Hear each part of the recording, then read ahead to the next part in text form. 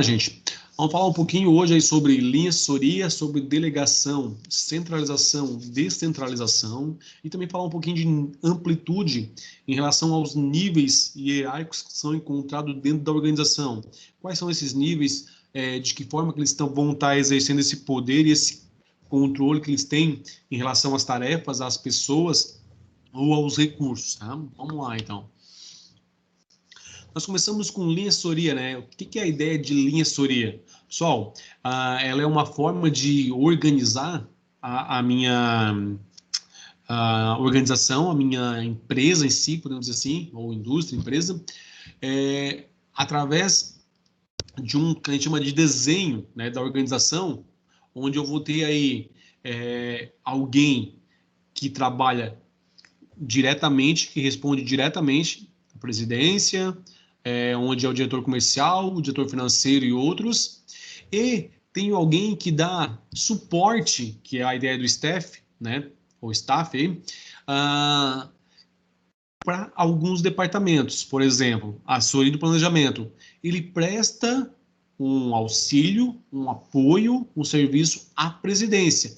Ele não está ligado a mais ninguém pela linha aqui abaixo dele, ó. Então, ele só responde ao presidente, nesse caso. A mesma coisa com o SM aqui embaixo, ó.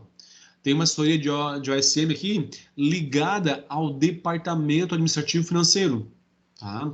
O que significa? Que aqui, ó, nos diretores, nós temos a linha, que é o nosso poder, por onde ele passa. Aqui, quando ele está nesse lado aqui, ó, ele sai lateralmente para o ladinho dessa linha aqui, quer dizer que ele é um apoio, uma unidade de assessoria, de consultoria, mas ele não tem o que a gente conversou na aula passada, autoridade hierárquica. Então, aqui dentro, ele até pode ter a funcional, né? Embora aqui não apareça, tá? Mas ele não tem essa questão de autoridade hierárquica. Basicamente, o que eu preciso lembrar disso aqui, né? É que, vamos lá, ele não tem possibilidade de cobrar nada desses departamentos, ou ele não tem autoridade para isso. A mesma coisa acontece com o senhor de OSM. Então, talvez, sei lá, professor, mas se ele não tem autoridade, por que ele está no organograma, né? Já que o organograma representa a estrutura de poder da organização. Bom, porque assim, ó, apesar de ele não mandar em ninguém nesse caso aqui, ele tem uma subordinação, ou seja, ele está ligado diretamente ao presidente. Então, aqui, ó, se tratando de planejamento, ele vai verificar, fazer todo um diagnóstico, um levantamento da empresa, do que precisa, do que está sendo planejado, seja questão estratégica, tática ou outra lá. Ele vai fazer esse levantamento e vai propor isso ao presidente. Ele não precisa ter o aval do industrial, do comercial ou do administrador financeiro aqui para isso, da diretoria financeira. Ele pode comentar no plano dele que seria interessante, por exemplo, dividir a diretoria administrativa e financeira em duas unidades separadas, dois departamentos separados. Mas ele não precisa vir aqui perguntar para o diretor da área se ele concorda com isso ou não, tá? A única pessoa a quem ele deve aqui dentro a obediência, digamos assim, é o presidente. Então ele vai fazer isso aqui, ele não está ligado com nenhum cargo, nenhum diretor, nada, né, nenhum departamento, mas ele tem responsabilidade com a presidência, tá? Então ele é um órgão de staff, aí, de apoio, que vai auxiliar aí em algumas questões o diretor. Então, qual é a diferença da linha para assessoria? Vamos lá. Primeiro, a linha tem ação de comando, enquanto a assessoria não tem. O que significa? Me ajudem aí. Vamos traduzir essas palavrinhas aí.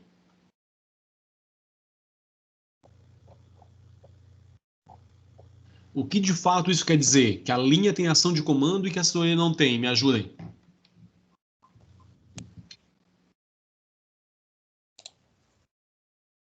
Manda.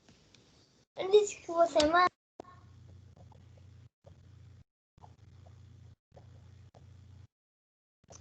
Vamos lá, gente.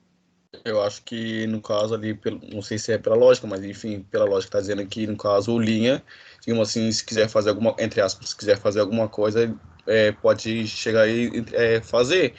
e a assessoria não, vai ter, no caso, teria que perguntar para alguém se realmente é válido a tal opção. Eu acredito que seja assim, eu acho. Não sei se tá certo Uhum. ou tá fora do negócio. Não, faz todo sentido. Quem mais aí, gente?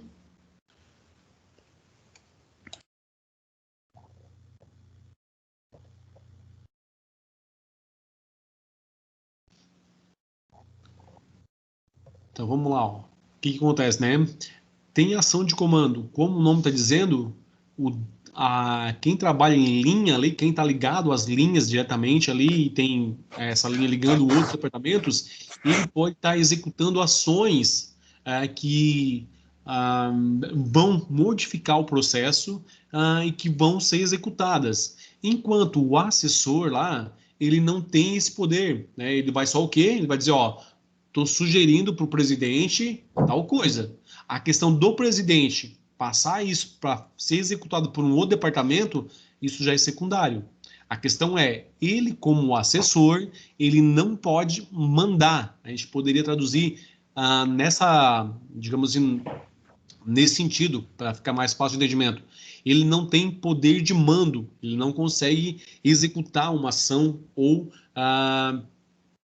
ou mandar executar uma ação. Então, ele não tem esse poder. Uma outra diferença entre linha e assessoria.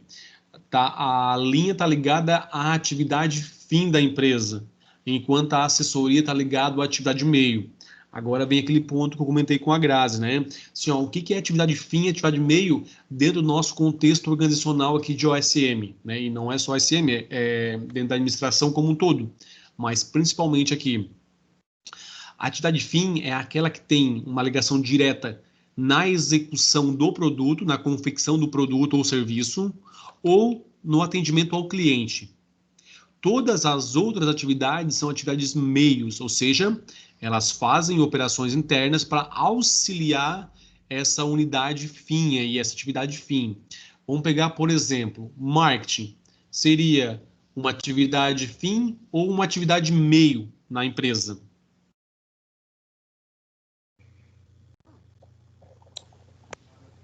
Meio, eu acho. Opa, quem mais aí? Vamos lá, vamos ver se é isso mesmo. Todo mundo concorda com a atividade meio? Também acho, porque a marca faz a parte de começo, né? De mostrar o produto em si. Mas aí a parte de produção, parte de acabamento e tal, e pro cliente já é outra parte do marketing, não é a parte do marketing, né? Uhum. Opa, legal, é isso mesmo, gente, né? Assim, ó, ele até, mas ele não faz a propaganda, professor, não coloca lá nas redes sociais, não manda para gráfica, não vai no rádio e tal. Tudo bem, ele faz isso, mas ele faz isso com o intuito de quê? Que o cliente compre da empresa o produto ou o serviço. Mas quem é que realmente atende o cliente? O departamento de vendas. Então, vendas é um departamento fim. Já o marketing é uma atividade, um departamento meio. Tá? Então, a atividade fim é aquela que está diretamente ligada à produção ou execução do serviço, ou ligada com o cliente. Tá? É o termo que vocês podem estar lembrando aí para classificar atividade fim e atividade meio. Vamos lá. Seguindo ainda. Linha ligada à operacionalização da empresa, enquanto a assessoria é ligada ao aconselhamento. Bom, isso aqui é simples de entender, né? A linha ela coloca em execução, então ela operacionaliza as estratégias ou as ações pensadas pela empresa, enquanto a assessoria vai justamente propor essas estratégias ou uma linha de ação, mas ela vai só sugerir, só propor. Ela não pode operacionalizar, ela não pode executar. Né? Vem de encontro à primeira lá, ó, que ela não tem ação de comando. Então, ela vai fazer o quê? O aconselhamento ou assessoramento, como o próprio nome já coloca, né? Tranquilo aqui, gente, a diferenciação entre linha, assessoria e... Sim. Sim. Opa, legal. Então, vamos em frente. Aqui é só para explicar de lado de fim e de lado de meio, né? E aí, dentro da estrutura regional, a gente deve considerar algumas questões, né? Primeiro, as atividades fins devem ser as primeiras a serem estruturadas. Por que que será isso, gente? Porque quando a gente vai montar aí o nosso organograma, a gente deveria pensar primeiro na atividade fim.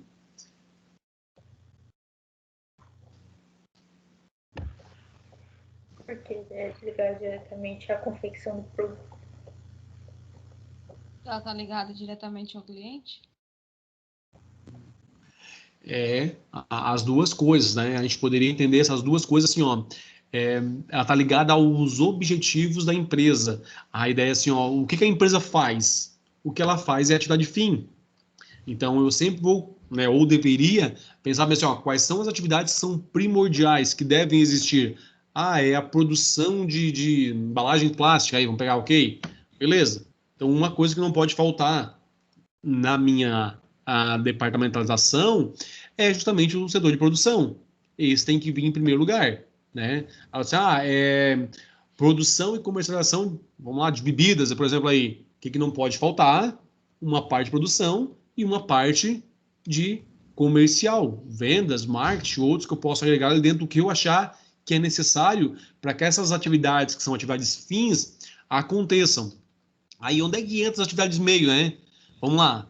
Ó, por que que eu vou, para produzir, eu vou precisar que alguém compre matéria-prima e aí entra uma atividade meio. Quem é que faz isso?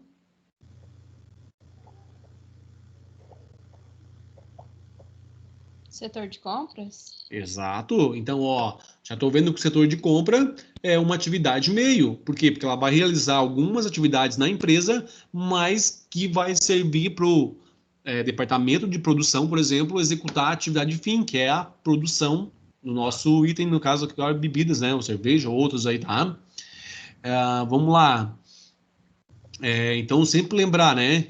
O que eu devo observar aí? O objetivo final da empresa, que vai estar sempre ligada à atividade fim que ela vai executar.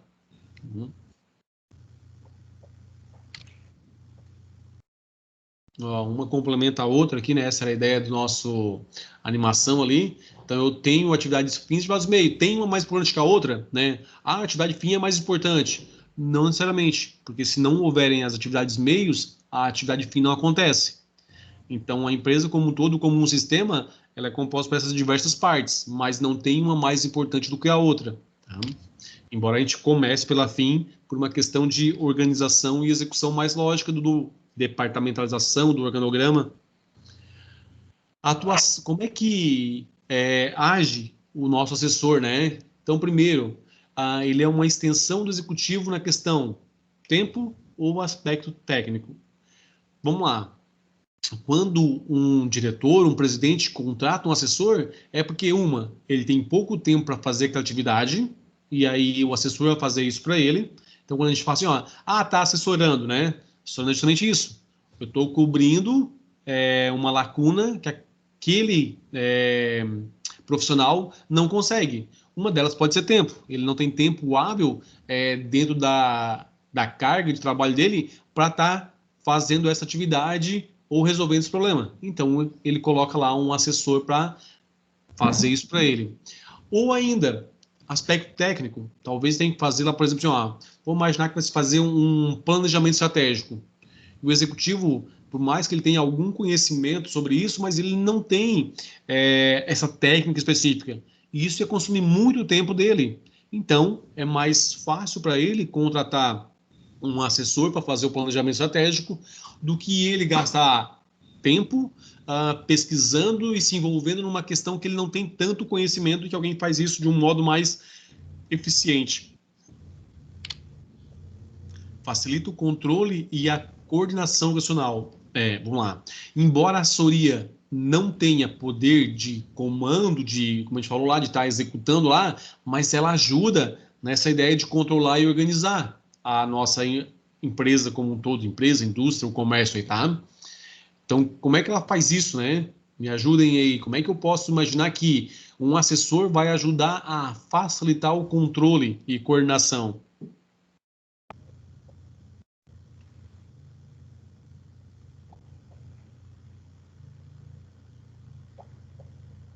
Alguma ideia, gente? se ele vem para dar assessoria, ele consegue enxergar alguns pontos que a pessoa que está lá dentro não consegue enxergar. De repente ele vê de uma outra forma que seria mais fácil de coordenar, organizar, controlar. Isso mesmo, Grazi. O que a gente tem que lembrar é assim, ó, que como ele é assessor, ele não pode fazer nada de execução aí, mas ele pode sugerir que a estrutura do modo como está sendo gerida se altere. E ele pode dizer, ó, é interessante, antes disso, fazer tal coisa.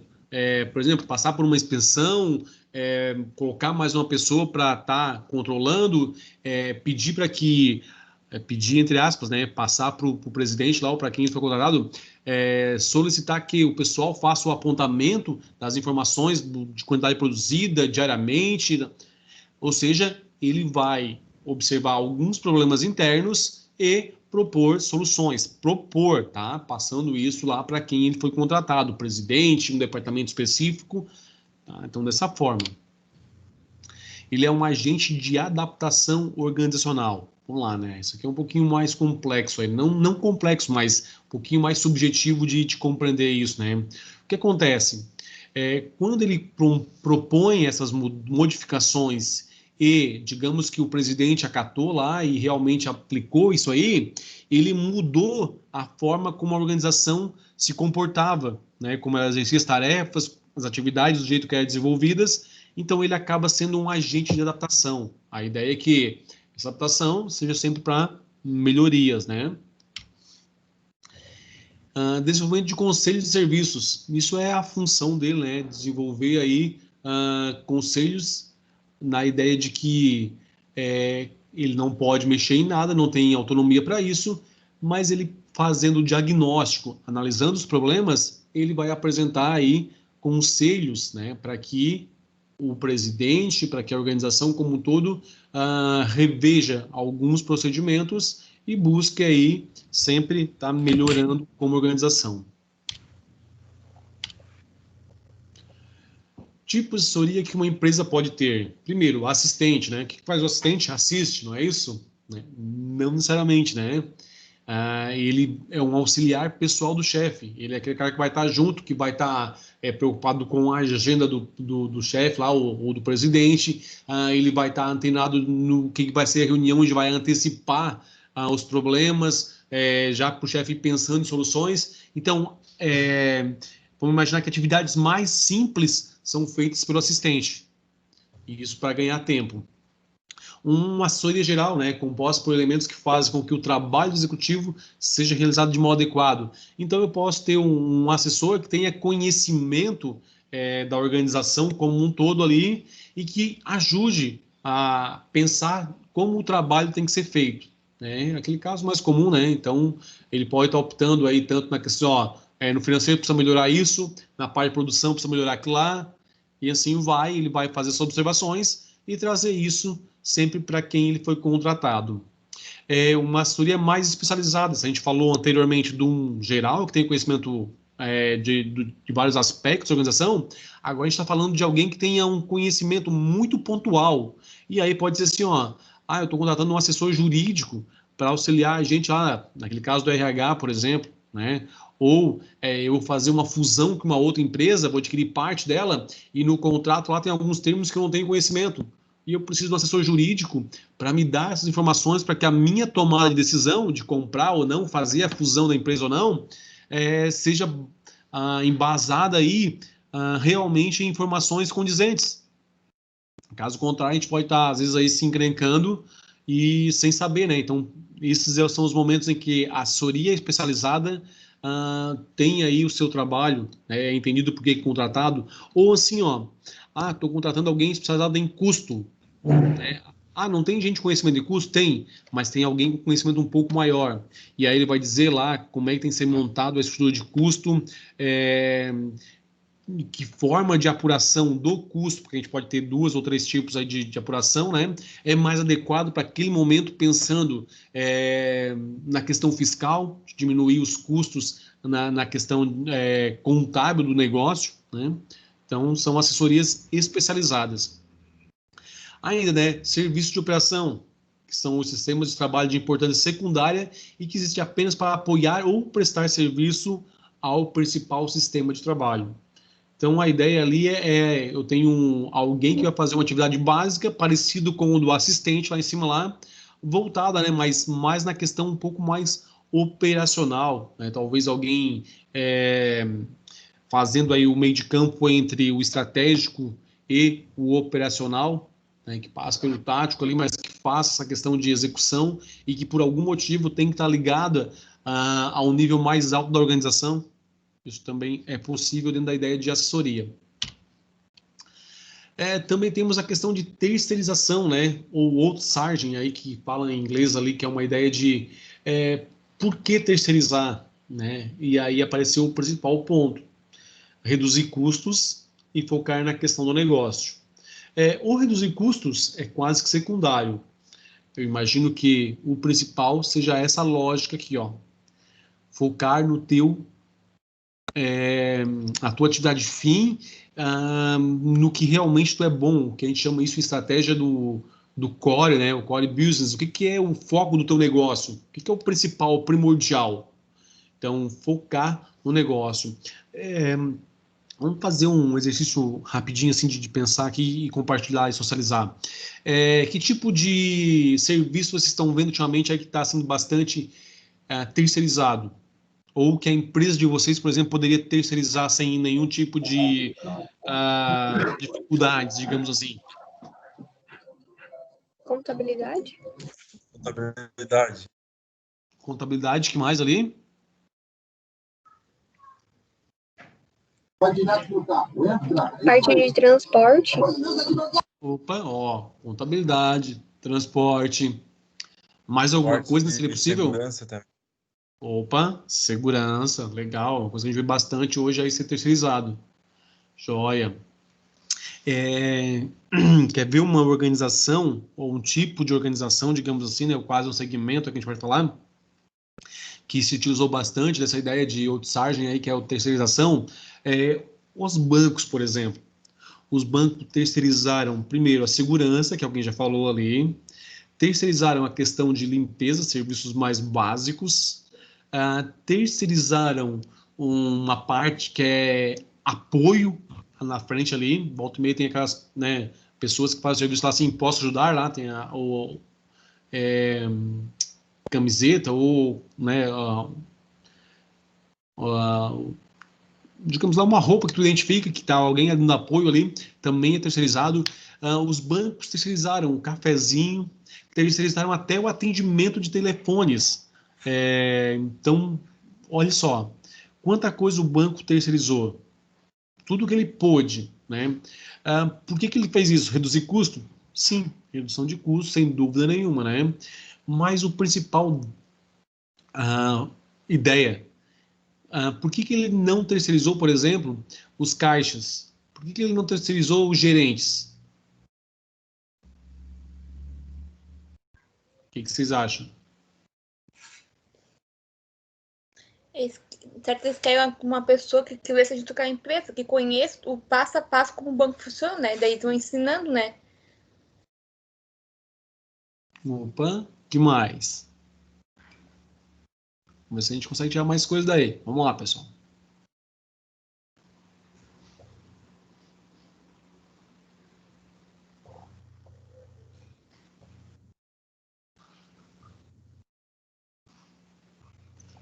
Então, assim, ó, vamos pensar. No banco, a atividade fim dele não é o cafezinho, não é a segurança, não é a limpeza, embora ele precise disso para estar trabalhando. Mas a gente pode analisar isso como atividades meios.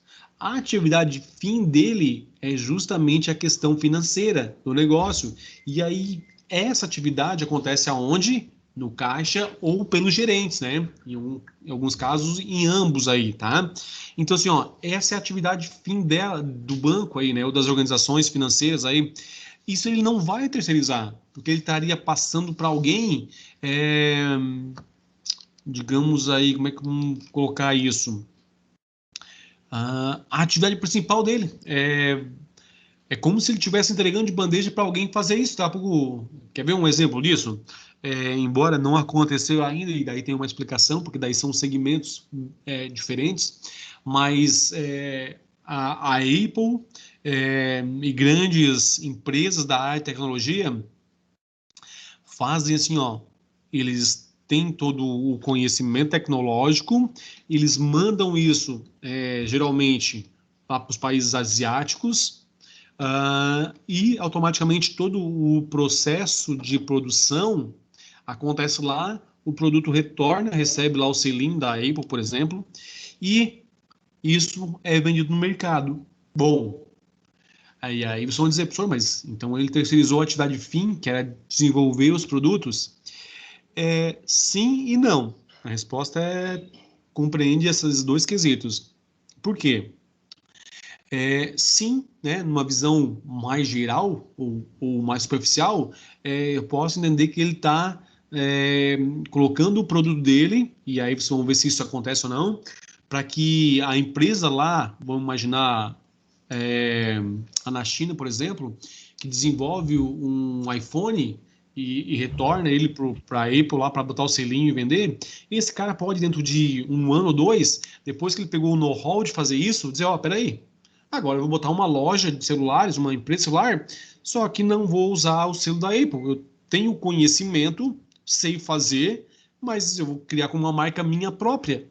E aí a gente vê vários, né, produtos similares à Apple, claro que não com as mesmas peças, não talvez, né, com a mesma estrutura, mas são muito similares e aconteceram por causa disso. Então, nesse caso, a resposta seria sim. Só que aí entra um outro ponto que diferencia a Apple ou as empresas de tecnologias dos outros setores que a gente comenta. Por quê? Porque assim, como a evolução deles é muito rápida, um telefone ele costuma durar aí no máximo 3 ou 4 anos, né? Imagino que às vezes até menos que isso já lança uma versão nova. Então, quando o cara montou toda a estrutura para fazer aquele tipo de telefone, eles já estão com o outro para ser lançado. E aí já não é mais um problema deles aquele concorrente naquela área ali, porque o negócio já evoluiu. Então, a gente poderia dizer que o não é aplicado porque o negócio deles é a tecnologia e não o produto em si, não a produção do item. Tá? Só para entender.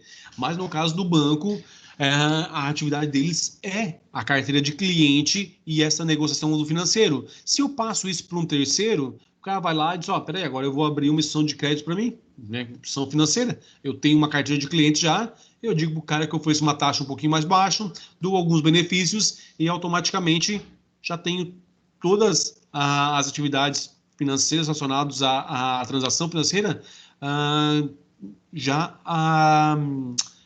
adquiridas. Então, ele pode muito bem fazer isso. Então, a ideia é, posso terceirizar? Sim. Mas o que eu não devo terceirizar a princípio? A minha atividade principal, a atividade fim do negócio. Tá? Algumas desvantagens, né? Então, assim, a gente falando aí da estrutura ou do modelo de linha staff, tá? Que pode ser usado como válvula de escape para erros, né, dos superiores em relação à unidade de linha. Então, não é interessante quando a gente tem um assessor que aconteceu uma coisa errada, ele diz, não, a culpa é do pessoal da produção lá, da execução, não é minha. Quando usado como válvula de escape, tá? Quando isso aí dificulta a delegação de tarefas, tá? Como é que isso acontece?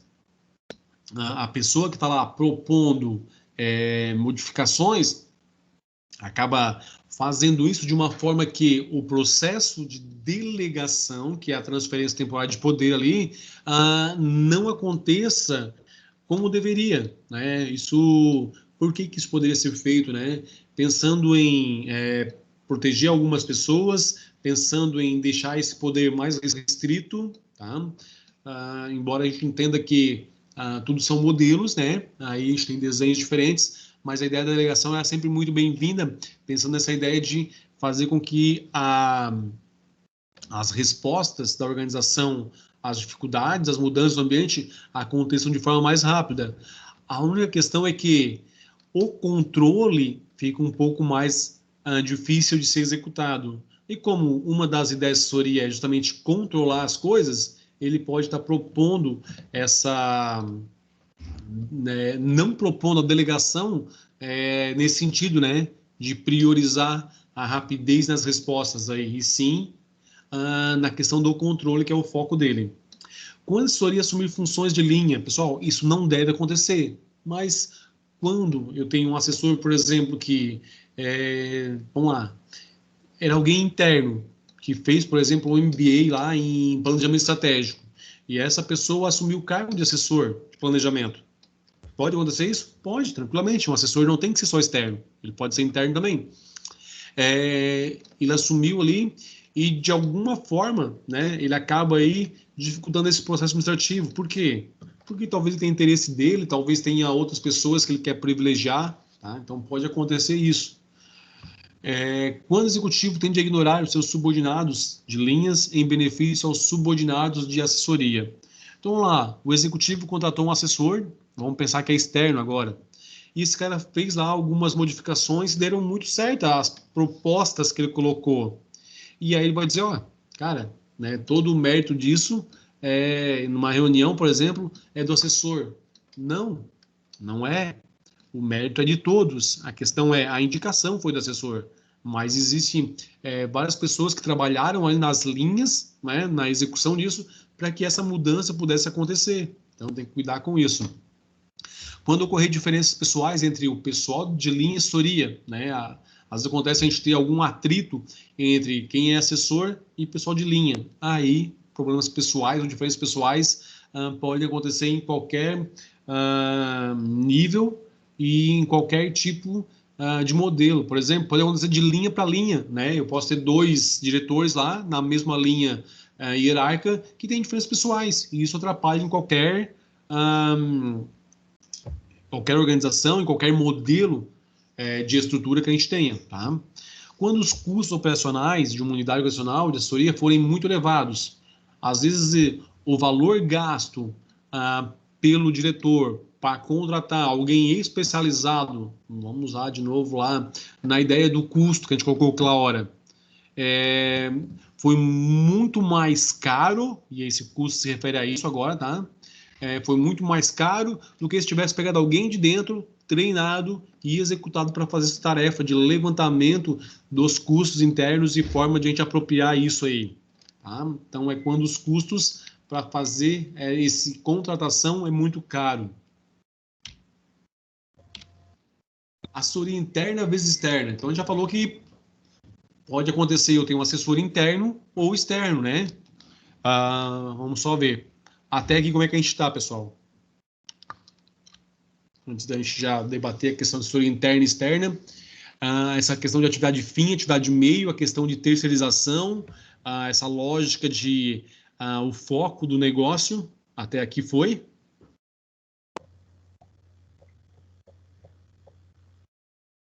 Foi. Tá. Então vamos ver assim, ó, agora a gente vai falar em assessoria.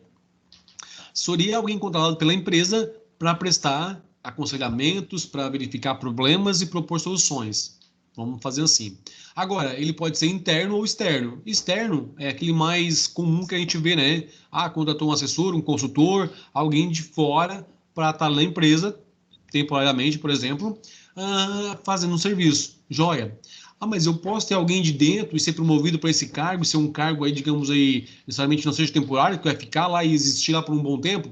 Pode, tranquilo, não tem problema nenhum. A questão é que ele tenha conhecimento para isso.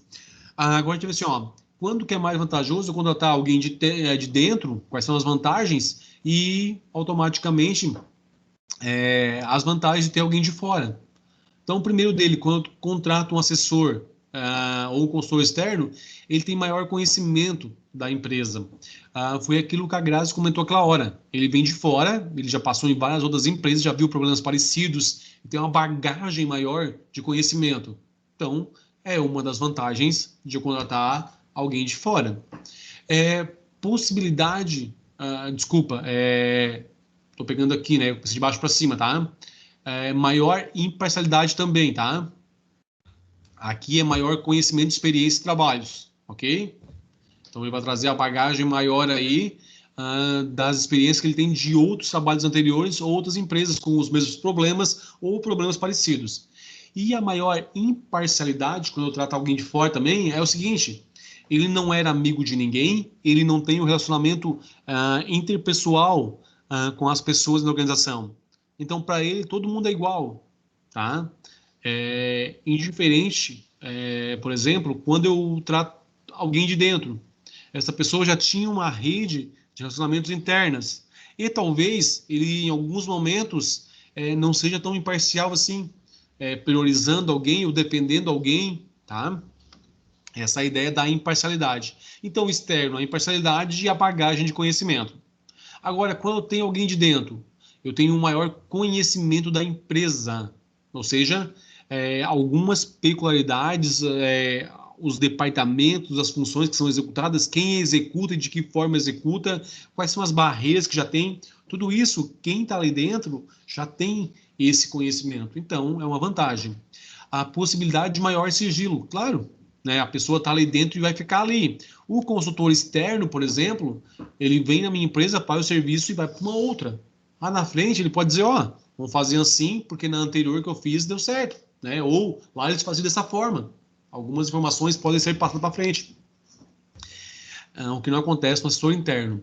Possibilidade de vivenciar os resultados dos trabalhos executados. O que acontece?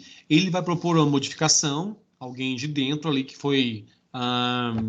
que pegou esse cargo de assessor, embora ele não vai executar as atividades, mas ele vai acompanhar e verificar o resultado disso. Enquanto o consultor vai lá, propõe as mudanças e geralmente não acompanha se vai ser executado corretamente, se os resultados saindo estão de acordo com o que foram projetados para saírem, né? Geralmente são trabalhos de curto prazo.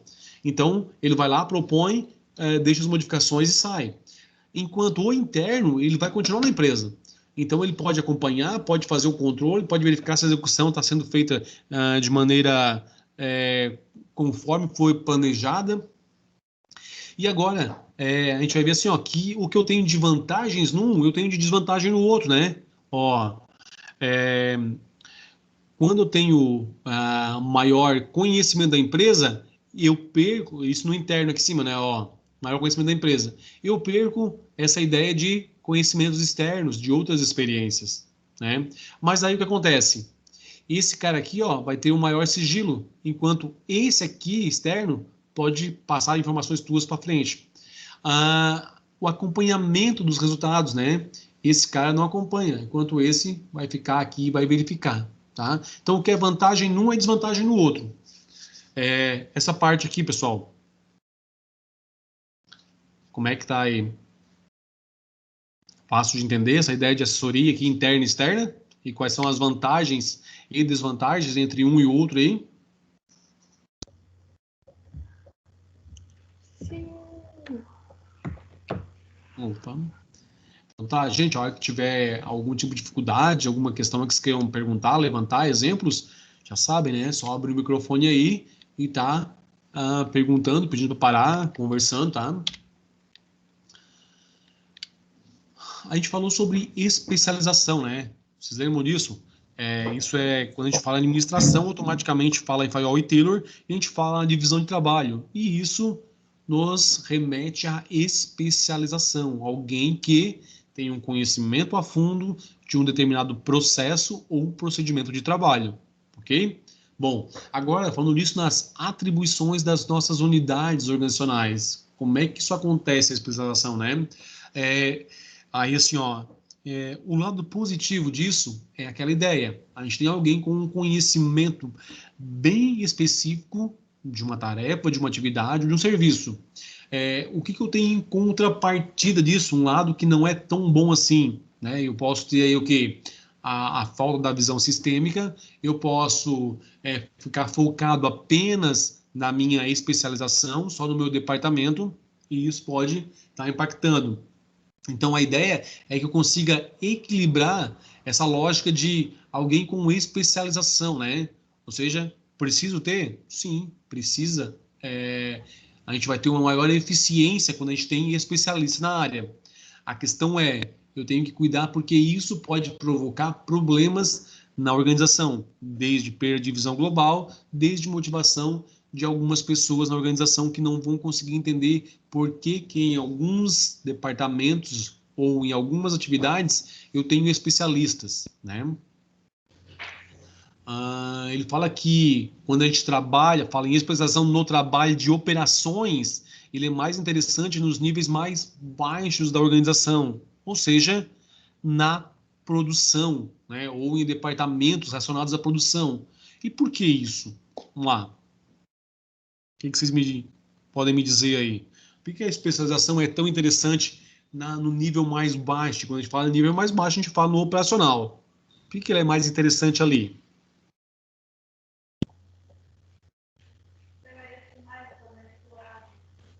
Ajuda a reduzir bastante custos. Opa, ó. Alguém falou mais alguma coisa e eu não ouvi ali.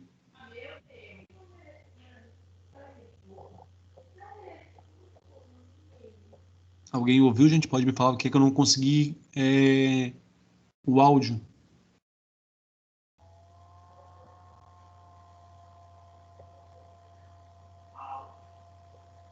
Tá. Vamos lá, então, assim, ó. O que a Grazi falou, ele faz todo sentido, ó. Se eu estou trabalhando na parte produtiva do negócio, quando eu tenho especialização, alguém que só faz aquela atividade, ele vai conseguir fazer isso num tempo menor. Então, a gente vai otimizar o nosso recurso, tempo, nesse caso. E aí, o que acontece? Se eu, em vez de conseguir produzir, se eu levava lá 5 minutos para fazer um produto e alguém especializado consegue fazer isso em 4, eu tenho ganho de 1 minuto no produto. Mas não parece muita coisa, né? 1 minuto aí não faz muita diferença. Não, para um produto não faz. Mas vamos imaginar uma empresa que faz aí, sei lá, 100 mil, 200 mil unidades num dia. Isso faz uma diferença significativa. Então, eu vou conseguir realmente diminuir o custo do produto.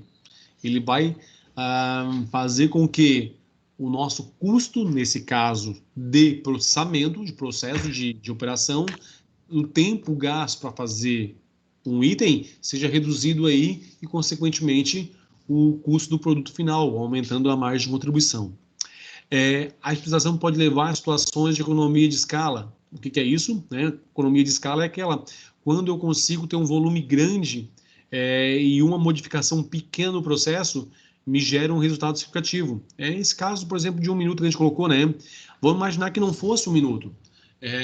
Só para entender o quanto essa economia de escala considera tempos pequenos aí, a Sony estava bonificando e, de certa forma, aí, premiando funcionários que conseguissem apresentar soluções que reduzissem até 3 segundos no processo de produção.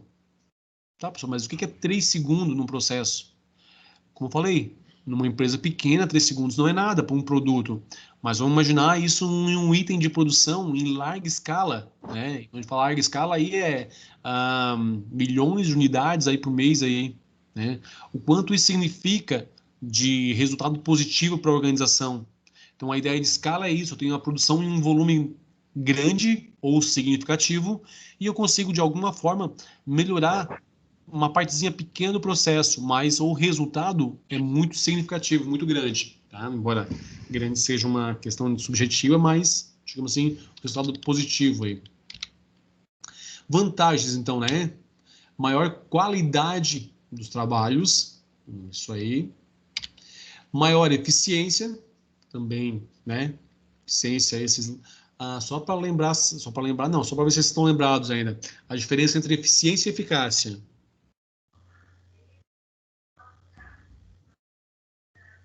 Eficiência é o processo e eficácia é o resultado. Opa, peraí, assim, ó. Eficácia, eu estou falando do objetivo final. A eficiência a gente fala na mensuração dos recursos. Vamos usar essa palavra, né? Então, a princípio, se eu consigo alcançar um objetivo, que é fazer um produto, e a gente consegue fazer esse produto com uma quantidade menor de matéria-prima ou de tempo, a gente está sendo eficiente no uso dos recursos e eficaz em alcançar o objetivo, que é fazer o produto dentro das especificações. Tá? Só para a gente lembrar, então, eficiência ligada a recursos, eficácia ligada ao alcance do objetivo. Maior facilidade de treinamento de funcionários. Também acho que dá para entender, né? Aí não está comentando. Pessoal, se algum dos itens aí não ficar claro para vocês, ou achar que precisar detalhar, me avisem, tá? Eu estou pensando nisso aqui porque não quero deixar aula tão longa assim. Mais barato ou personalizar as atividades. Então, também a questão de custo aí, né? Relação custo-benefício, tá? Pessoal, só cuidem para não associar custo-benefício à ideia de eficiência, tá? Nem sempre eu posso estar dizendo que eficiência é uma relação de custo-benefício. Tá? Tem que ter um cuidado. Ela tem que atender às especificações aí, ou critérios. Aí sim, se a gente conseguir desenvolver um produto ou um serviço dentro dos requisitos com o menor custo, beleza. Agora, simplesmente dizer que a relação custo-benefício é eficiência, né, temos que ficar atento para isso, tá? Desvantagens. O funcionário perde a visão do conjunto. Visão sistêmica, né? Já falamos sobre isso. Se precisar, é um toque que a gente reprisa, refaz novamente aí o comentário sobre isso, tá, gente? Pode provocar desmotivação para vários funcionários da empresa. Muito relativo, né? A desmotivação aí, até porque o simples fato de o que motiva uma pessoa não motiva a outra, então eu não associaria isso exclusivamente a essa questão de linha staff, mas aqui o autor está dizendo que pode provocar, tá, gente? Vamos só abrir um debatezinho rápido aqui nessa questão da motivação, né? Por que essa é uma questão aí bem interessante a gente analisar nesse formato? Porque assim, ó, motivação, o que motiva um funcionário? Salário? É relativo, né? Eu estou naquela empresa porque ela paga bem. Eu posso estar em uma outra que paga um pouco menos, mas tem outros quesitos que eu considero mais importante do que salário. Por exemplo, aquela empresa paga menos, mas há uma possibilidade de você conseguir cargos de gerência, de supervisão, de diretoria, enquanto tem uma outra que paga um pouco mais, mas você sabe, as pessoas que entram lá ficam naquele cargo e pronto. Então, nem sempre dizer que só o salário, só a questão financeira motiva, né? Maior dependência entre as várias unidades na falta de um funcionário pode provocar problemas nas etapas posteriores. Aqui, pessoal, aquela ideia de eu tenho uma especialização tão grande que a pessoa só sabe fazer aquilo, não é que só sabe fazer. O foco dela é fazer aquilo. Quando ela precisa cobrir um outro departamento, a gente conversou de ser polivalente, né? Que em alguns momentos a gente precisa hoje. Eu não sei, eu não consigo fazer. Eu não tenho esse jogo de cintura, não tenho conhecimento de outras áreas. Então, nesse momento, a especialização acaba sendo um fator aí que acaba causando dependência em alguns segmentos específicos ou em algumas unidades organizacionais. Menor flexibilidade, maior rigidez de alocação das atividades. Então, a flexibilidade também está relacionada a essa questão de eu precisar realocar funcionários, por exemplo, né? Hoje eu preciso trazer um funcionário para ajudar a fazer um tipo de trabalho que apareceu agora num volume maior. Mas eu tenho só especialistas e ninguém sabe fazer isso. Então, esse é um problema, né? Na questão de flexibilização para poder estar realocando recursos aí, recursos humanos, nesse caso, né? Pessoas, para algumas atividades, tá? Falar um pouquinho de manual da organização. Então, primeira pergunta. O que seria um manual, gente? Esqueçam aí nesse momento que está escrito aí. Vamos lá. O que é um manual para vocês? O que você conhece de manual?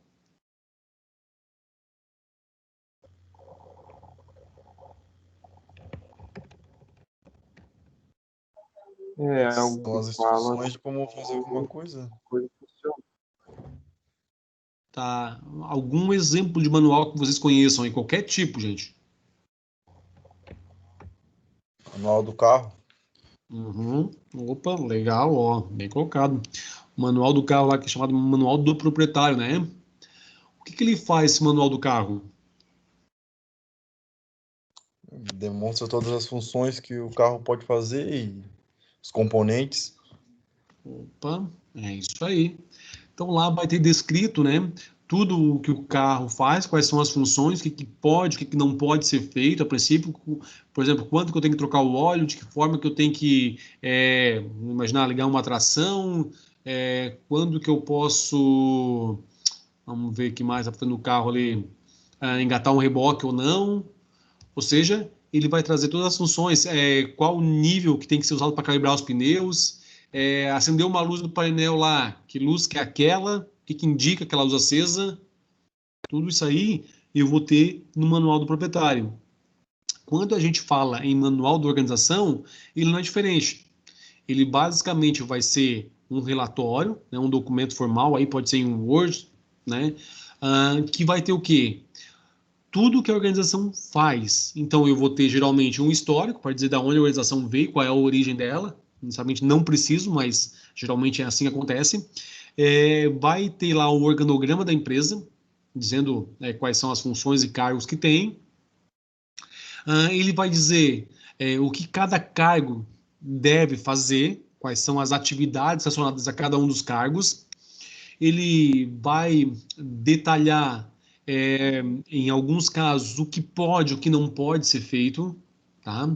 E aí eu posso ter alguns manuais, por exemplo, manual da organização, vai pegar a ideia do geral do todo, vai ter as normas e as regras do que pode e o que não pode na organização. Por exemplo, é proibido fumar na empresa, tá? Eu posso ter um manual da organização que diz, não, é permitido fumar, tranquilo, é uma norma interna, né? Embora hoje não seja politicamente correto, mas pode ter.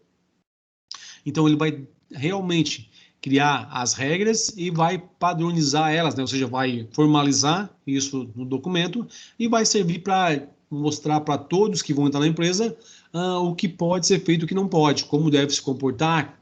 Em alguns casos tem o tipo de roupa que pode usar e várias outras informações. E assim, isso em geral. Agora, eu posso ter dentro da empresa ainda alguns manuais mais específicos. Por exemplo, eu tenho o manual do carro.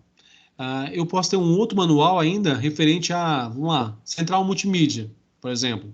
É um outro manual à parte, tá? Então, um manualzinho da multimídia que está lá separadinho do manual do veículo. Por quê? Porque é algo mais específico e requer mais detalhamento. Isso tem na organização também? Tem. Eu posso ter assim, manual do vendedor. Lá eu tenho o manual da organização, que diz como é que eu tenho que comportar, quais são as normas e regras de modo geral, ok. Mas dentro da minha função como vendedor, eu tenho lá manual do vendedor. E ele vai estar especificando assim, como é que eu tenho que abordar o cliente, o que pode, o que não pode. Por exemplo, assim, eu posso fazer uma venda em 5, 6 vezes? Vai dizer, não, venda tu pode fazer só em 3 vezes, acima disso você precisa conversar com o teu gerente. Pronto, está explicando como que eu tenho que proceder, né? E está detalhando isso. Então, eu já sei como eu vou executar as minhas operações e, em caso de dúvida, a quem que eu recorro? Ao manual, né? É igual no carro. Acendeu uma luzinha vermelha no painel, ou começou a piscar. Você não sabe o que é? Vai lá, pega o manual e vai achar o que diz a luzinha vermelha, tá? É bateria baixa. Não, então tranquilo, né? Dá para andar até uma mecânica ou uma elétrica e dar uma carga na bateria ou trocar depois. Não, acendeu uma luz lá que é do motor, vou no manual, não pode andar mais, chama o guincho que não pode mais andar com o carro. Isso aí se andar, vai estragar o motor lá, por exemplo. Na empresa, a mesma coisa, né? Quando o funcionário tem uma dúvida, ele vai pegar o manual e vai lá ver o que pode e o que não pode. Então, no caso da venda a prazo lá, ele sabe que tem que ser em 3 vezes. E pode ter alguns casos, pessoal, clientes específicos na compra acima de tanto valor pode fazer em 5 vezes. Tem lá uma observaçãozinha que ele pode fazer isso. Está descrito, né? E dizendo assim, tirando esses casos, tem que ter o aval do supervisor, do gerente de vendas, e aí vai. Então, essa é a ideia quando a gente trata manual da organização. Eu posso ter um da organização como um todo, como eu posso ter manuais específicos para o vendedor, para o operador da máquina, para o departamento de marketing, e assim eu posso, para o financeiro, tá? Eu posso criar aí esses manuais, que basicamente o que é uma série de regras e normas que a empresa considera que tem que ser seguidas. Tranquilo quanto a isso?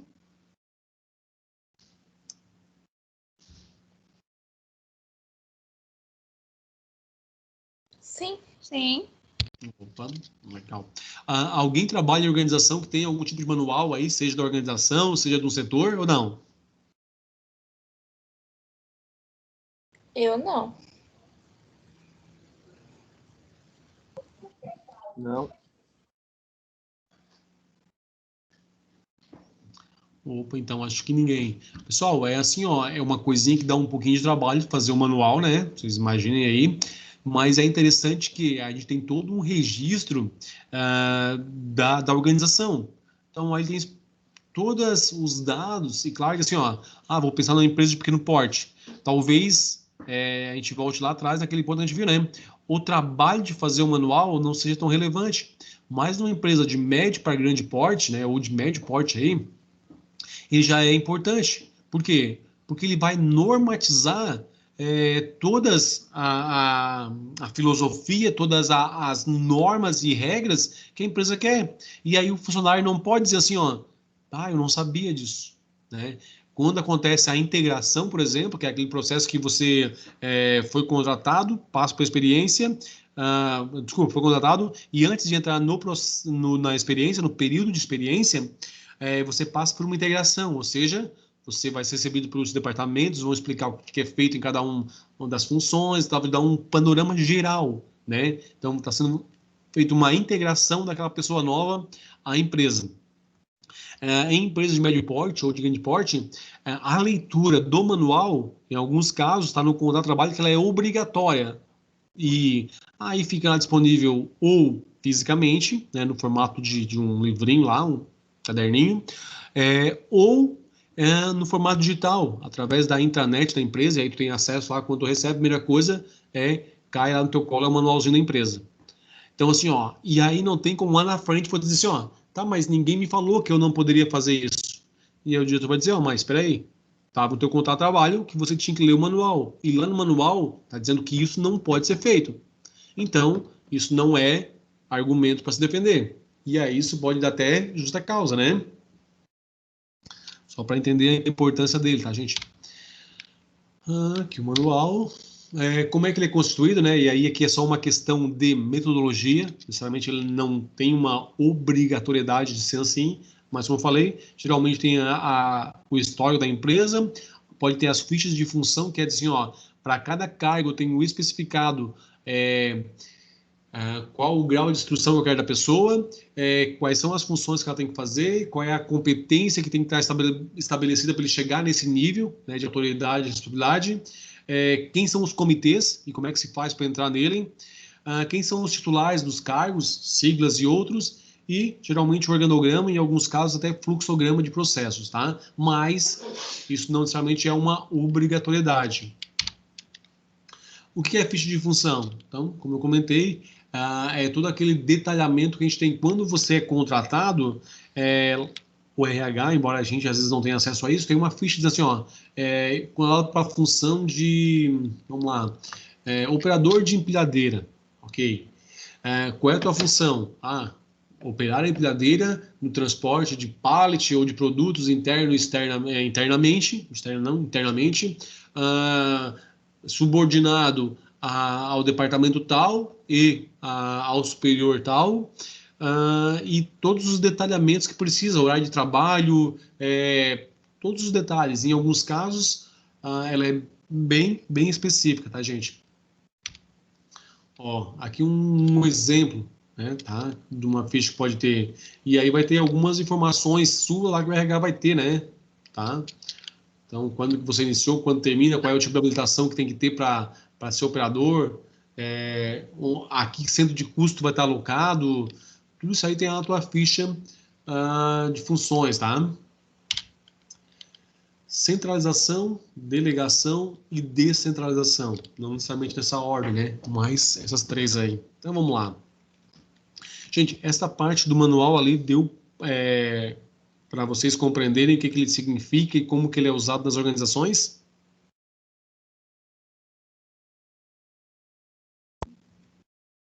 Sim. Sim. Tá, então vamos lá. Deixa eu falar um pouquinho de cada um desses três itens. Então, vamos lá. Primeiro, a delegação, né? Então, a delegação é aquela transferência de poder que um chefe vai fazer para um subordinado. Tá? Então, ela acontece dentro de um determinado departamento, ela é temporária, tá? E uma outra coisa, ela é informal, né? Então, o que acontece? O chefe vai lá e vai dizer, ó, faz isso para mim, ou fica responsável por isso para mim. E aí a pessoa vai ficar até que termine a tarefa. Terminou a tarefa, acaba a delegação e acaba a responsabilidade que ele tinha com o chefe. Outra coisa importante na questão de delegação, quando eu delego para alguém, pessoal, uma função, uma atividade, eu continuo responsável por ela, tá? A pessoa para quem eu deleguei, ela é corresponsável, mas a responsabilidade é minha. Vamos ver assim. Vamos ver. Vamos imaginar que dentro de uma organização que você trabalha, você tem lá as suas atividades para fazer. E aí a empresa colocou para trabalhar com você um estagiário, para estar lá, para ele estar conhecendo, né, a empresa, para estar fazendo algumas atividades. E aí o chefe foi lá e passou para ti uma atividade. Só, eu preciso que tu faça isso, já é da tua atribuição, então estou te passando para fazer isso aqui. Né? O chefe deixou com você, já é a tua atribuição, mas o chefe está te cobrando. E aí você está com bastante serviço naquele momento e acha que não vai dar conta de fazer esse relatório, por exemplo, que o chefe pediu. Aí você delega isso, essa função, essa tarefa, para o teu estagiário, que está lá com você agora. O estagiário vai lá, faz todo o relatório, entrega para você, você vai lá e entrega para o chefe. Beleza, tranquilo, até tudo certo? Tudo certo. Né? Acabou lá a responsabilidade, a tarefa, então o estagiário encerrou a delegação lá. Só que a questão da corresponsabilidade, que ele fez lá o relatório, quando o chefe foi analisar alguns dados, viu que não dava certo. E aí chamou você e disse, esse relatório que está errado, tu vai, né? E aí começa lá a dizer que tem que refazer, ou dizer como é que deixou passar um erro desse, tal. E você vai dizer, não, mas é que eu acabei passando lá para o estagiário. Ele vai dizer, lamento, a responsabilidade é sua, né? Então essa é a questão, tá? Mesmo quando eu delego para alguém, a responsabilidade sobre a tarefa continua sendo minha, tá?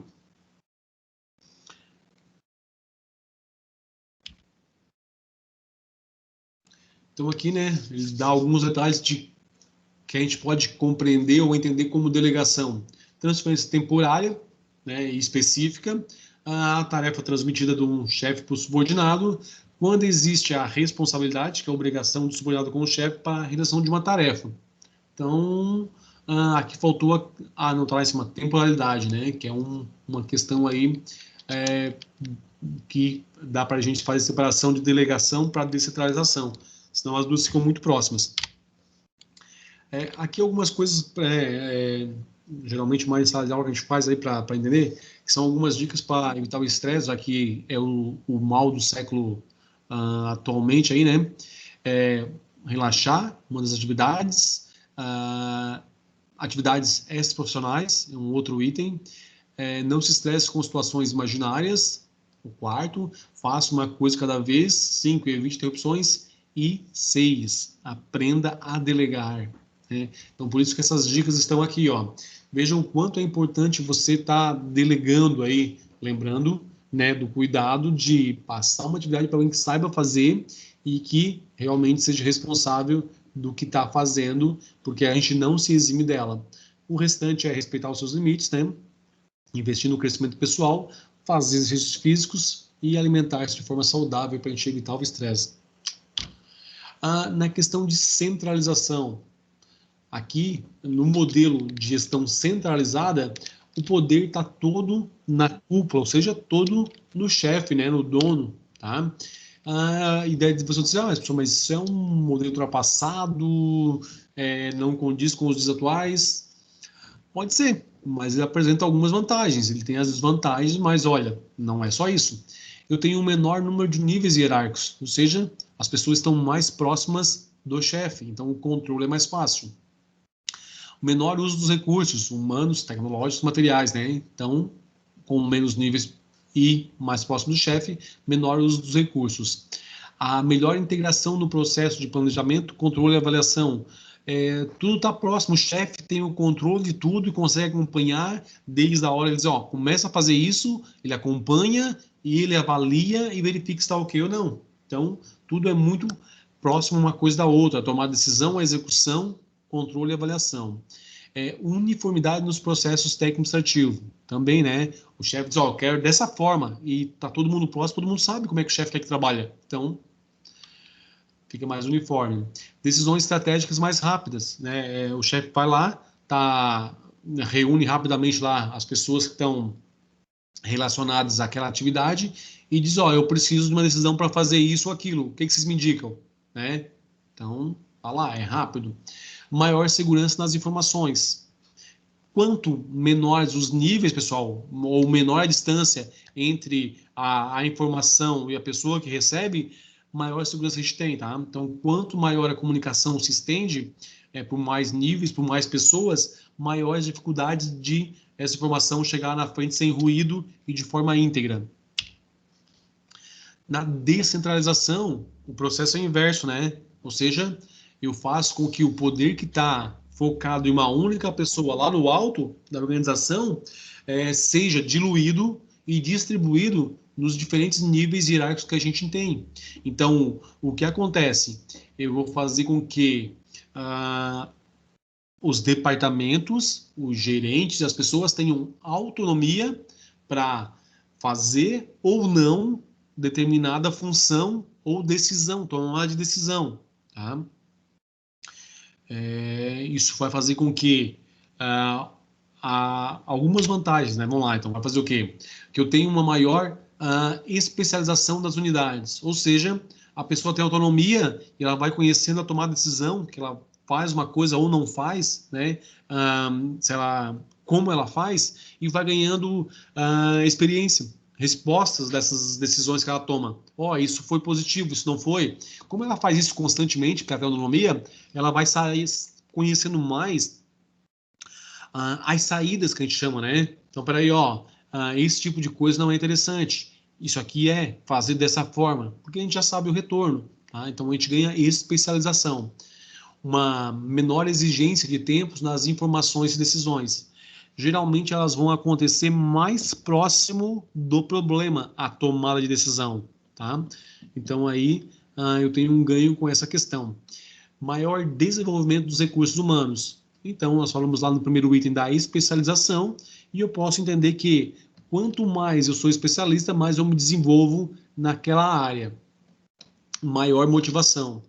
Isso também acho que é subjetivo, né? Como a gente falou, motivação ela é diferente para cada um dos colaboradores da empresa. Então, mas, segundo ele, o argumento é que as pessoas que têm autonomia a tomar decisão se sentem mais responsáveis e mais motivadas, se sentem parte de algo, tá? Mas ainda continua sendo subjetivo.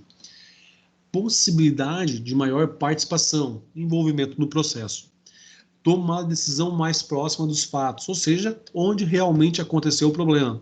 Diferente do chefe centralizador lá, que ele vai ter que ouvir o diretor vai ter que ouvir lá o gerente, para ir passando de um para outro o que aconteceu, para, no fim das contas, o chefe tomar a decisão. Aqui não, né? A tomada de decisão acontece lá, por exemplo, no setor operacional, onde teve um problema, já a resolução já vai ser feita lá mesmo. A maior criatividade e inovações. Por quê? Porque as pessoas vão ter mais liberdade para tomar decisão, então pode estar utilizando essa ideia de fazer algo diferente, que é a ideia da inovação, né? Resolver um problema de modo diferente, e usar mais a criatividade. Enquanto quando é o chefe que faz isso, vai ser nos padrões dele. Então, criatividade e inovação provavelmente vai aparecer num grau muito menor, se aparecer. E a vantagem da da descentralização, é que ela vai dar mais tempo para a alta administração resolver problemas referente às áreas do negócio, da estratégia, do planejamento, que são atividades que geralmente, por questão de tempo, não são tão focadas pelos gestores. Então, quando eu descentralizo, eu automaticamente tenho mais tempo para focar no que é importante para um gestor, né, que é a questão de se planejar e estar organizando de modo adequado aí o desenrolar das atividades. Algumas desvantagens, então, né? Vamos lá. Inadequado aproveitamento dos especialistas centrais. Então, aquela ideia, né? Quando eu tenho muita especialização, automaticamente a gente sabe que tem sempre um problema aí. A possível duplicação onerosa dos reforços e equipamentos. Então, duplicação é quando eu tenho que ter 2 máquinas, 2 gerentes, né, 2 equipamentos que sejam para fazer uma mesma atividade, só que como a gente descentralizou, agora a gente precisa de 2 gerentes, um para cuidar de cada parte aí, tá? Ou 2 máquinas. Aumento dos custos nas comunicações. Eu preciso fazer com que o processo de comunicação, que é algo estritamente importante nas organizações, seja que tenha um cuidado maior, tá? Então, geralmente, há um desembolso maior para que tudo seja documentado, é uma comunicação formal, para que essas informações sejam passadas de um departamento para o outro e não se percam aí.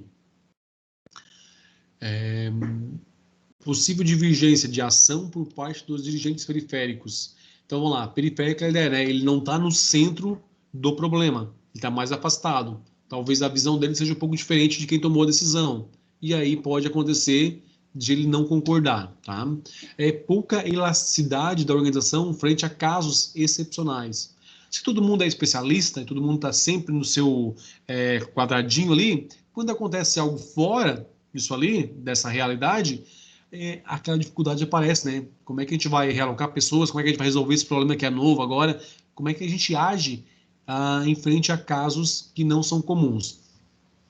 Necessidade de dispor de dirigentes adequados, preparados para a descentralização.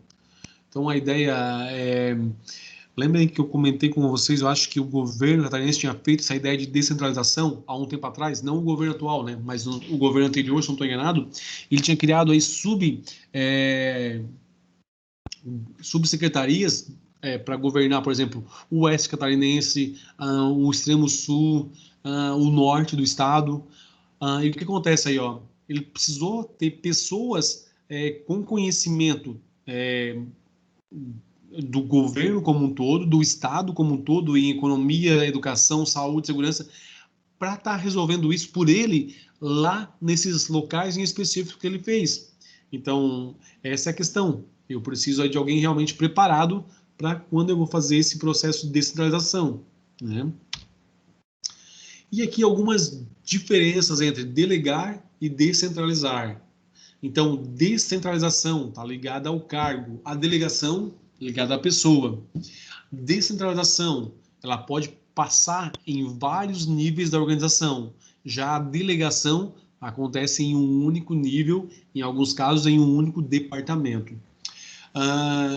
Tem um caráter formal, a descentralização, por ela atingir vários níveis e ela está ligada ao cargo, ela vai ser formalizada, enquanto a delegação ela é um pedido, né, uma transferência temporária. A gente não vai criar lá um memorando interno para dizer que, estou solicitando para você que me faça esse relatório, né, ou você fazer um documento interno dizendo que, eu estou pedindo para o estagiário fazer isso para mim. Então, ela é informal, é um pedido. Daí se explica o item 4, né? Que a descentralização ela é menos pessoal, já que está ligada ao cargo, é formal e passa por vários níveis. Enquanto a delegação é de pessoa para pessoa. É aquela ideia do pedido, né? Estou pedindo para alguém, para uma pessoa, tá? Então ele é muito pessoal. Ou mais pessoal, né? O quinto item, a descentralização ela é estável no tempo, enquanto a delegação ela é menos estável. A delegação ela é mais instável, digamos assim, no tempo, porque ela se encerra do momento em que a tarefa foi executada. Já a descentralização, enquanto esse modelo de organização existir, ela vai continuar valendo. Então, ela tem um tempo maior, ela é mais estável nessa questão da linha temporal. Então, só voltar. Antes de a gente avançar para o próximo item ali, que é o nosso amplitude de controle, essa questão relativa à descentralização e delegação, precisa a gente fazer mais algum comentário, gente? Mais alguma explanação? Ou está tá suficiente para vocês para ter o entendimento?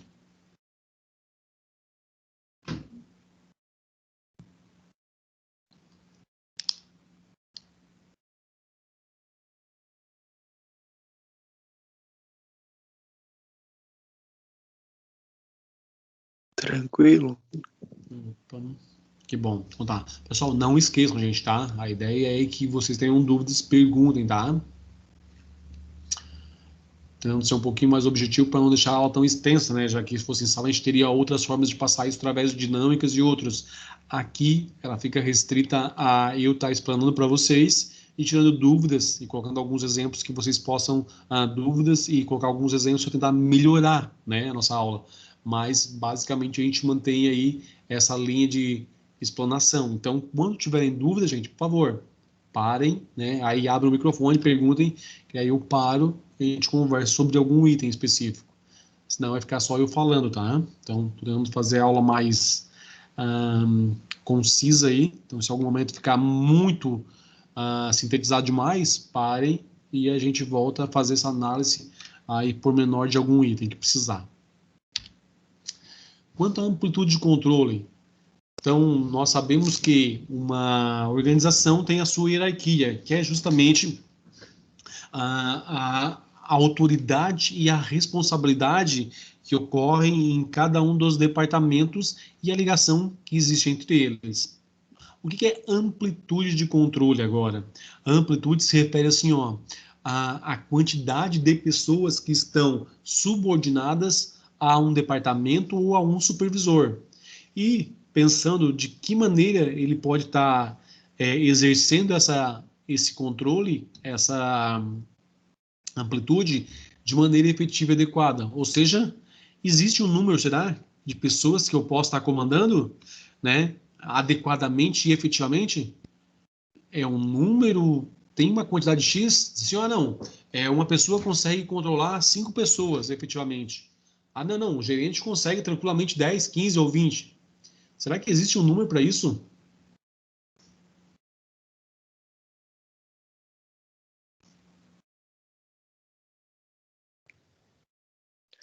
Acho que sim.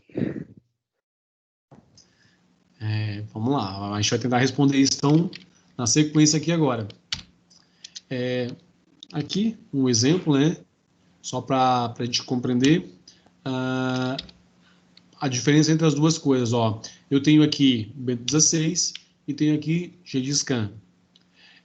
O que acontece? Eu tenho duas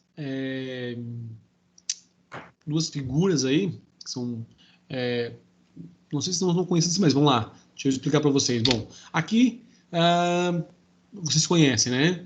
Bento 16, responsável, o nosso Papa atual, responsável pela Igreja Católica. Aqui é o Gengis Khan, foi um conquistador mongol que conseguiu conquistar aí, né, ou talvez conseguiu uma unificação dos povos mongóis e foi o desbravador, o conquistador, que conseguiu o maior número de conquistas em relação às terras, os impérios que eram feitos naquela época, né, já que eles eram tomados através de batalhas. O Gengis Khan foi o que mais conseguiu aí sucesso essa empreitada. Então, para entender, ó, isso aqui é a ideia da Igreja Católica. Eu tenho o Papa e na sequência dele, diretamente ligado a ele, existem inúmeros e aí eu vou ficar devendo para vocês qual é o termo. Eu não sei se são cardeais, se são arcebispos, mas logo abaixo dele existe um número de 100 e poucas pessoas ligadas diretamente a ele. 100 e poucas, diretamente.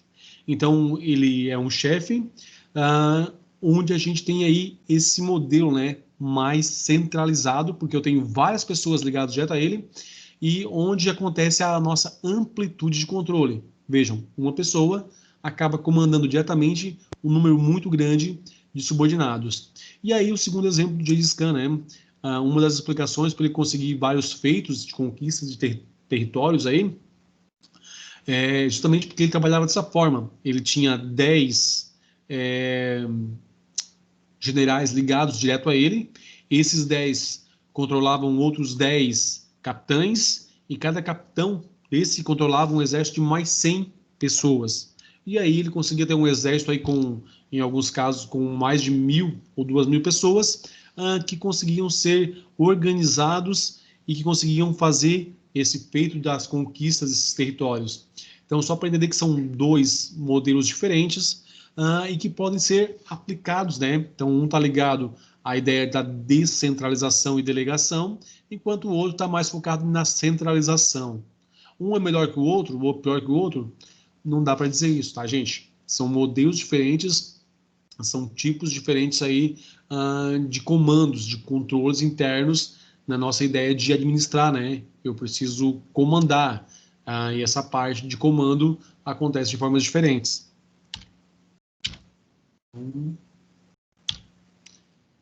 Alguns fatores que vão influenciar na amplitude de controle, ou seja, no número de pessoas que eu tenho ligados ao chefe aí, para que isso aconteça, como a gente falou atrás, de maneira efetiva. Mas o que influencia, então? Primeiro, o chefe, né? Quais são as habilidades dele como líder? Qual é a capacitação que ele tem? Segundo, os subordinados. Qual é a habilidade que eles têm de relacionar com os outros colegas, né? Qual é o nível de motivação e qual é a similaridade das atividades que eles desenvolvem. Então, vejam que ao chefe eu tenho ligado aí a habilidade e liderança, aos subordinados eu tenho a questão de interrelacionamento, capacitação profissional, a motivação e as afinidades com as atividades. E aí tem um outro item, que é quanto ao ambiente ou à empresa que a gente vai falar, que é a questão assim, quando nós temos aí esses 2 itens, chefe e subordinado, dentro do ambiente há uma mutação, né? Uma mudança no ambiente. E aí a gente pode ter instabilidade, então quanto maior, pior, a ideia é estabilidade. A questão da delegação existente também interfere na empresa. O grau de assessores, quanto mais eu uso, mais isso se complica. E o grau de interdependência das unidades nacionais, de uma com a outra.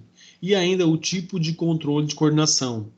Então, vejam, só para entender, quais são os fatores que vão influenciar para determinar o número X de pessoas que alguém pode estar comandando de modo adequado e efetivo. Então, primeiro, o próprio chefe, depois, o subordinado e terceiro, a empresa, né? A empresa entra com a ideia do ambiente o todo ali, tá? Mas a interação entre chefe e subordinado e o local onde ele está. Então, tudo isso aí eu tenho. Então, às vezes, um chefe que tem boa habilidade, que é capacitado, que sabe o que faz, se ele tem subordinados que não têm capacitação profissional, que não estão motivados, que não são bons no interrelacionamento um com o outro, ele vai ter dificuldade. Já vai reduzir o número que ele poderia estar controlando. Tá? Então, são 3 fatores que têm relação direta com o número de pessoas que podem estar sendo controlados, a ideia da subordinação aí, por um chefe. E aí aqui vai alguns fatores que influenciam, né? Então vai lá, aí uns relacionados aos chefes, outro relacionado ao ambiente e aos colaboradores, tá? Eu vou passar cada um deles aqui, para que a gente não se estenda demais também, tá, pessoal? Mas a ideia é assim, estão bem ligados. Vocês vão entender que cada um desses itens está ligado ou à pessoa que está controlando, ou à pessoa que é controlada, ou ainda quanto à questão da empresa, o local onde eles estão, tá? E alguns deles vão ver que há uma relação entre um e outro ao mesmo tempo, né? Que é a interação de um com o outro. Alguns problemas que a gente tem aí na questão da amplitude, né? Quando eu tenho um número muito grande de subordinados, que ele é maior do que a minha amplitude administrativa. O que isso quer dizer, gente? Né? Eu tenho um número muito grande de colaboradores que eu não consigo atender de modo efetivo ou controlar de modo eficiente, digamos assim. Aí o que há? Perda de controle, desmotivação, comunicação ineficiente, decisões demoradas e queda no nível da qualidade do trabalho e do produto. Agora, quando eu tenho menos pessoas do que eu poderia estar gerenciando, né? Eu tenho capacidade para gerenciar, tenho colaboradores capacitados, também adequados, tenho um ambiente que proporciona isso, mas por algum motivo eu tenho um número menor de pessoas sob o meu comando. Aí eu tenho o quê? Capacidade ociosa do chefe, custos administrativos maiores, porque eu podia diluir isso para um número maiores de pessoas que estariam sendo subordinadas. Tenho falta de delegação em alguns momentos, porque eu não tenho efetivo para isso, pessoas. Desmotivação, porque a gente acaba sobrecarregando algumas pessoas. E tenho pouco desenvolvimento de subordinados. Tá? Então vejam que nos dois casos é problema. Quando eu tenho um número muito grande de pessoas que eu não dou conta, ou quando eu tenho um número muito pequeno e eu poderia dar conta de mais. O que seria uma possibilidade de a gente conversar enquanto está em sala sobre alguns quesitos quando a gente não está extremamente satisfeito em algum ambiente de trabalho, tá? Mas isso é um item complementar, então não é fundamental para a aula. Relação da amplitude de controle com os níveis hierárquicos, né? O que tem ligação de uma coisa com a outra aí? Primeiro, entender assim, que quanto mais alto a pessoa está dentro de uma unidade organizacional, dentro de uma estrutura organizacional, menor é a amplitude de controle dela, ou seja, menor o número de subordinados que ela tem. Pessoal, entendam, subordinados diretamente ligados a ela, que respondem diretamente a ela, tá? Parece meio contraditório, né? Porque assim, quanto mais alto tá, mais poder você tem. Então, automaticamente, em mais pessoas você tem controle administrativo.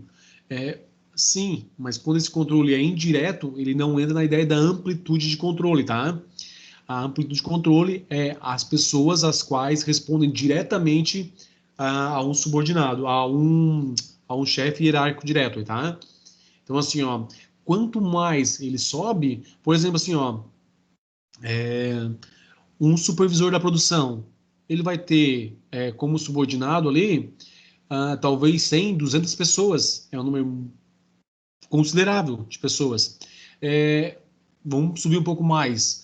O gerente da produção, talvez ele tenha lá, o gerente da produção vai ter sobre a amplitude de controle dele o gerente de acabamento, o gerente de inspeção, o supervisor de produção, o supervisor de inspeção e o supervisor de acabamento.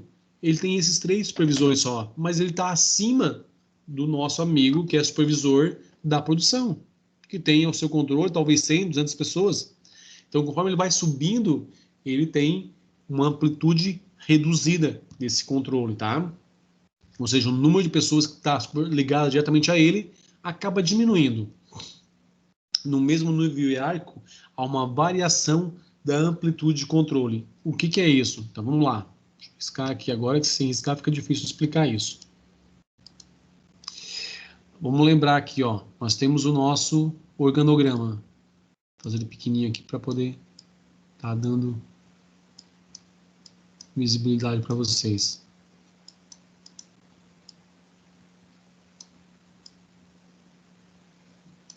Isso que não é para ter aparecido. E aqui eu tenho outros. Vamos lá. Nós temos um administrador aqui em cima, um gerente geral, tá? Um diretor geral. Aqui embaixo há alguns diretores. O que acontece? Isso aqui, é diretor da produção. Então ele começa.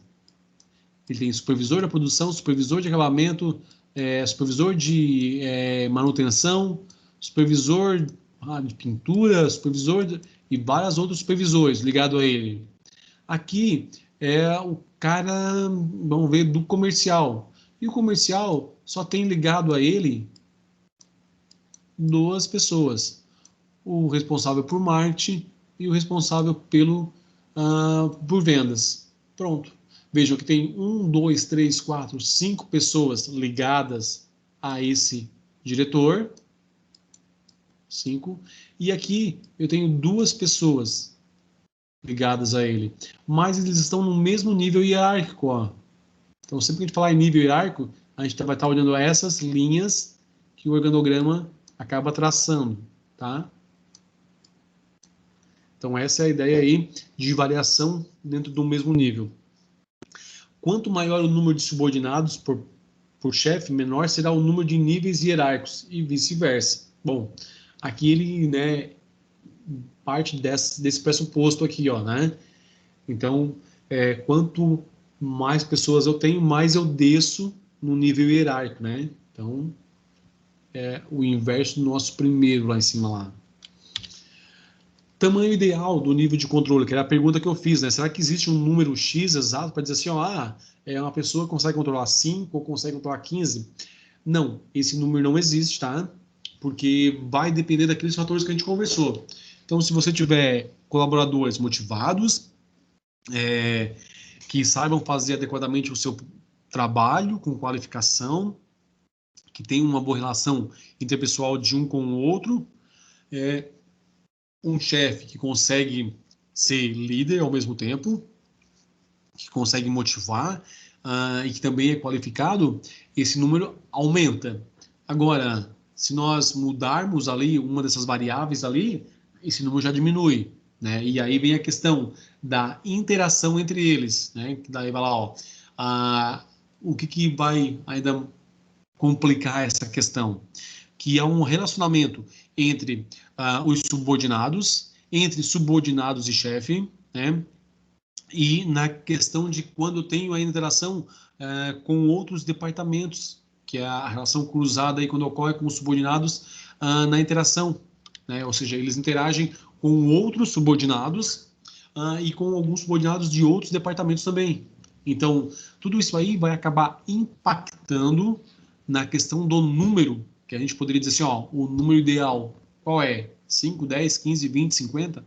Não existe, tá? Ao mesmo tempo que a gente pode ter aí empresas do mesmo ramo, onde numa um supervisor da mesma área que a outra controla 15 pessoas, na outra empresa ele consegue controlar só 5 ou 6. Tá? Isso é muito relativo e depende justamente dos fatores lá atrás e dessas relações que a gente tem aí, tá? Singular direta, grupal ou cruzada.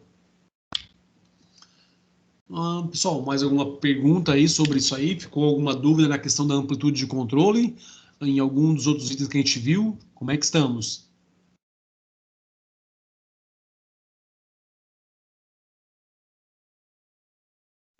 Tranquilo? Tranquilo? Então tá, pessoal. A ideia da aula é para ser um pouquinho mais concisa, né? Para a gente não estender ela tanto, para não ficar, digamos, aí muito tempo com videoaulas e conteúdos. Mas que a gente não deixasse de passar tudo o que precisava. Então a gente entrou em todos os itens, contemplamos todos os conceitos básicos dentro dessa ideia de delegação, centralização, estrutura de linha staff, amplitude de controle, tudo isso aí foi abordado. Se por acaso precisarem de mais algumas informações específicas, aí é só vocês estarem perguntando ou questionando aí, gente. Mas a ideia era que, de modo geral, você tivesse uma visão do todo aí, passando por cada um desses elementos. Gente, era isso aí que a gente tinha, tá? Então, fechamos aqui. Era isso. Se alguém tiver algum questionamento, alguma pergunta, pode ficar à vontade. Não, a gente encerra por aqui.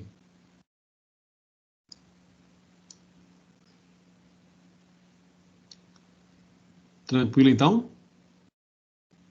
Tranquilo. Legal, então... Eu tenho uma pergunta, mas é do livro. Opa, então, peraí, deixa eu só encerrar a gravação para não ficar muito extenso também.